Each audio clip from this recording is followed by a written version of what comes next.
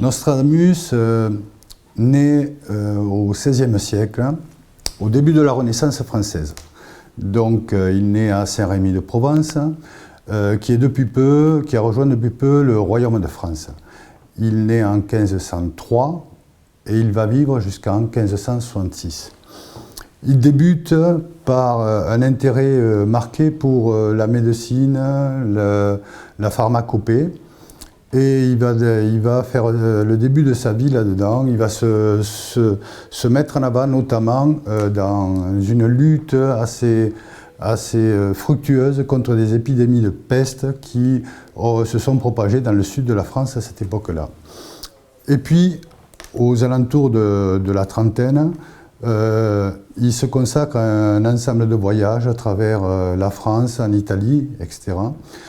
Il disparaît un peu des tablettes et on le voit ressurgir en 1555, donc à ce moment-là il a la cinquantaine, à Salon de Provence où il s'installe et il va se mettre à écrire ce qu'il appelle ses prophéties.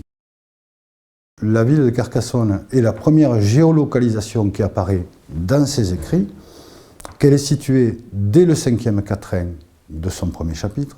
Les premiers 4 quatrains ne présentent aucune géolocalisation.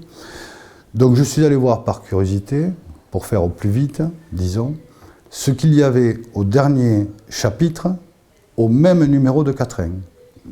Et qu'est-ce que j'ai trouvé? La même mention de la ville de Carcassonne. Donc à partir de là, dans mon esprit, ça induit à l'intérieur de ces chapitres un fil conducteur qui était potentiellement composé à partir de ce vecteur, de cet élément qui avait pour nom Carcassonne. Donc, premier chapitre numéro 5, dernier chapitre numéro 5, il y avait comme un fil tendu qui apparaissait. Alors, est-ce que c'était le fruit du hasard? Est-ce que c'était volontaire? À partir de là, plusieurs hypothèses se font jour. Et le but de mon livre, c'est à chaque fois, à partir de cette démarche donc, qui est mathématique, qui repose sur des bases mathématiques en définitive assez simples, de voir comment est-ce qu'il aurait pu compléter ce cryptage potentiel interne. Au jour d'aujourd'hui, ces partisans s'obstinent avec le temps à prétendre qu'il aurait essentiellement rédigé ses écrits pour traduire les mutations qu'aurait à connaître essentiellement le XXe siècle et éventuellement le début, voire tout le XXIe siècle. Cependant, ils n'ont pas de date à faire valoir pour pouvoir coller à leurs prétentions. Et le résultat final va faire émerger, curieusement, des dates qui viennent corroborer ce qu'ils supposent. Puisque la grande partie des dates est répartie sur 2 blocs temporels.